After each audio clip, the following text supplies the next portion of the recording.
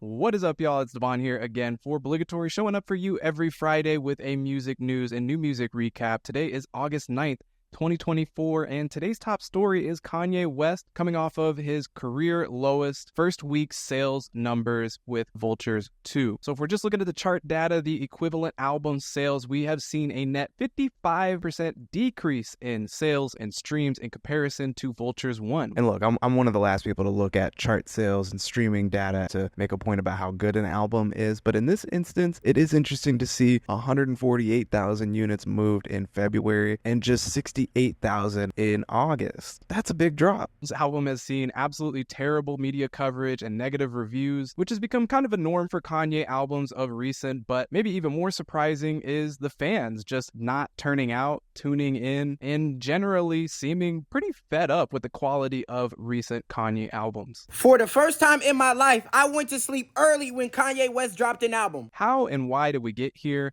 You know, there's a lot that goes into that. We probably can't cover everything, but I do have three really big reasons as to why I think Kanye is kind of washed right now. And the first reason I want to throw out there is a pretty simple one. I think Kanye's list of potential collaborators and his musical network has shrunk significantly, even just dating back in the last 3 to 4 years. Now, Vultures 1 and 2 are not necessarily devoid of high-profile features. In fact, they aren't at all. I mean, Travis Scott, Future, Kodak Black, Lil Wayne, Young Thug, like all show up on these albums. But even just looking back into the Donda days, I mean, there are people on that album that have a 0% chance of being on any Vultures album. You think The Weeknd, Jay-Z, Andre 3000, Tyler the Creator are showing up on one of these in 2024? Absolutely not. And it's not just the vocal guest features that have dried up, it's the co-producers, it's the ghostwriters. And also just think of artists that he has worked closely with in the past that he has developed beefs with. I'm thinking of people like Mike Dean or Kid Cudi or even Drake. And again, I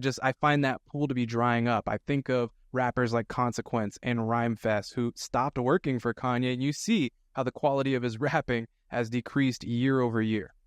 Your humanity and vanity have to fight each other. If it's all vanity or all humanity, it don't work. Now, if I this model and she just bleached her ass, and I get bleach on my t-shirt, and I'm gonna feel like an ass, that's all vanity. That's no humanity. My second reason for Kanye's downfall is the way that we have seen him go from maximalist, perfectionist, to less is more, to just flat out offering you less. Less of his charm, less of his personality, cheaper beats, terrible rhymes. You know it's bad when people are starting to think like, is this Kanye or is this AI?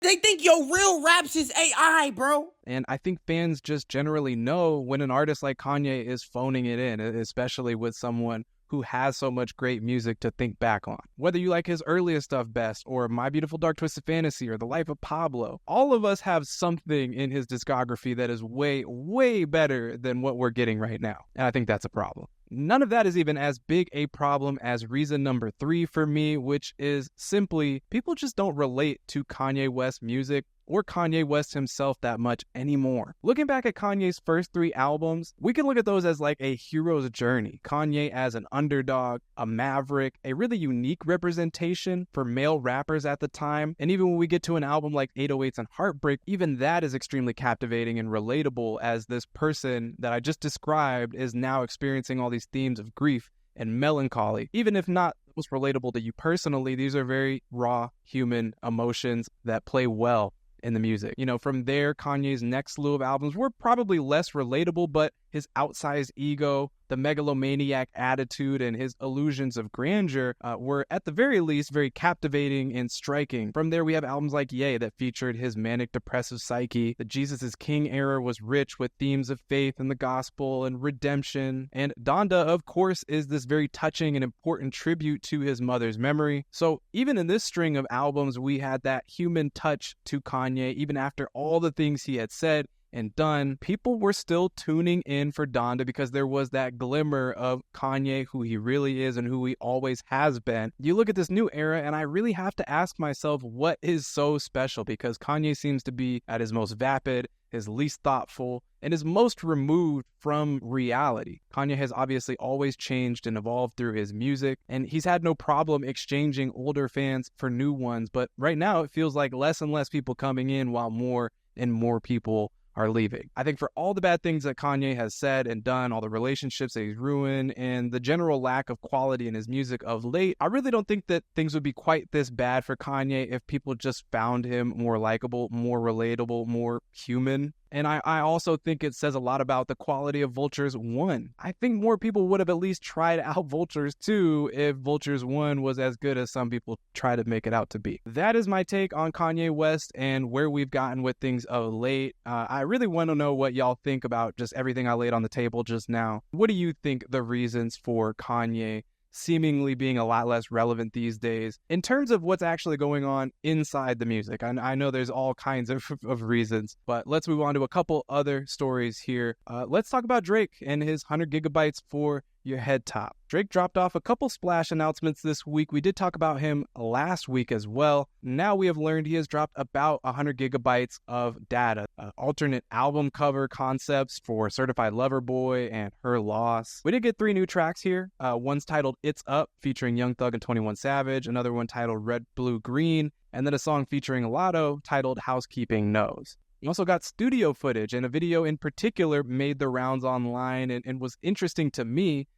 It's Drake recording his reference for Kanye West's song Yikes, which showed up on the Ye album, because this is very likely the last time Kanye and Drake collaborated together at all. Drake has expressed previously that this was like the final straw for him and Kanye, and so it was just interesting that he included this footage along with everything else. But yeah, there was a lot in here, and I didn't get a chance to look through all of it, obviously. He also wanted to mention that we got a couple nuggets out of the recent Denzel Curry interview that came out this week with NFR. He confirms that King of the Mischievous South Volume 2 is getting a deluxe. He said that he has a whole other album already finished, and when asked about the potential of him collaborating with JID, he stated that they have discussed working on a collab album together, and that is something that they would like to do. And then Big Sean's new album, if you were looking forward to hearing Better You Than Me this week when it was originally slated to drop, that album has been delayed. And while he did confirm that he needs another week or two to get things together, he did not confirm a new release date for the album, so we kind of have to wait and listen for more news there. Moving on to the new releases for the week.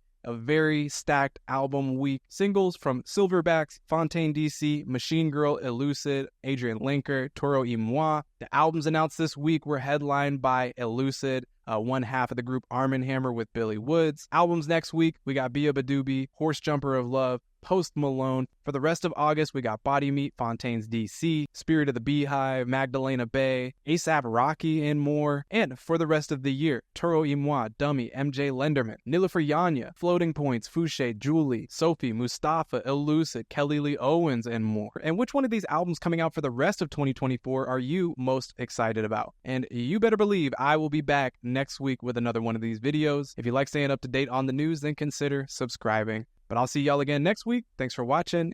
Peace out.